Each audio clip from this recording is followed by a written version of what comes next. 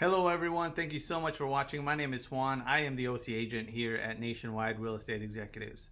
With the economy in a crisis, one of the most common questions I've been getting recently is whether or not we're going to see a crash in the housing market like we did in 2008. In today's video, we're going to cover the top 5 reasons why most economists simply don't believe that's going to happen.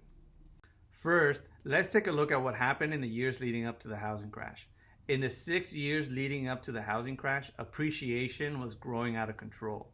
Many borrowers started recklessly tapping into their home equity to support their lifestyles. And many banks had relaxed their lending practices so much that there were a ton of risky loans in the system.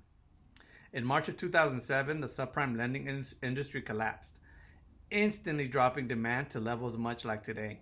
Yet, there were over 4 times as many homes on the market than there are today, reaching up to about 18,000 homes for sale just here in Orange County. With very low demand and a huge supply of homes on the market, prices started to drop. On top of that, there were a ton of risky subprime loans, pick-up payment loans, and zero down payment loans in the system. The collapse in the credit and the housing market was followed by a tsunami of distressed properties.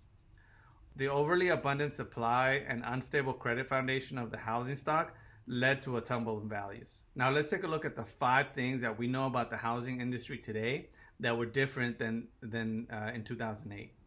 Number 1, appreciation. Now, as mentioned earlier, in the years leading up to the 2008 recession, home appreciation was growing out of control. There's a huge difference in the 6 years leading up to the 2008 housing crash and then the appreciation that we've seen in the last 6 years. Leading up to the crash, we had much higher appreciation in this country than we see today. In fact, the highest level of appreciation most recently is below the lowest level we saw leading up to the crash. Prices have been rising lately, but not at the same level that we saw in the years prior to 2008. Number 2, the use of home equity. In 2008, home borrowers started using their home equity as an ATM to support their lifestyles. Many of these home borrowers depleted so much of their equity that when things started changing for them, they could no longer afford to stay in their homes, and many of them walked away. Today, consumers are treating their equity in their homes much more cautiously.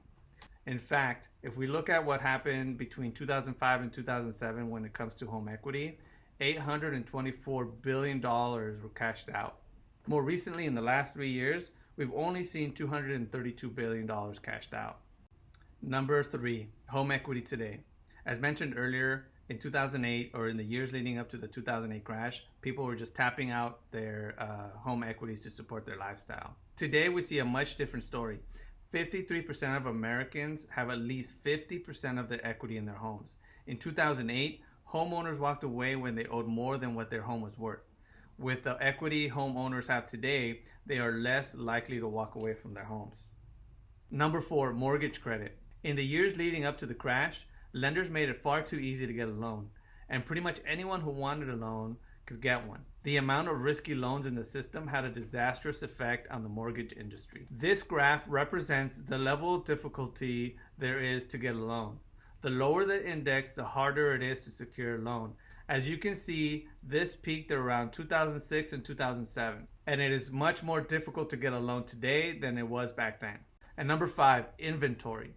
Inventory is measured by the amount of months it would take to run out of homes for sale based on the current demand. In 2008, as people started losing their homes, supply grew out of control, peaking at about 12 months of inventory in 2010.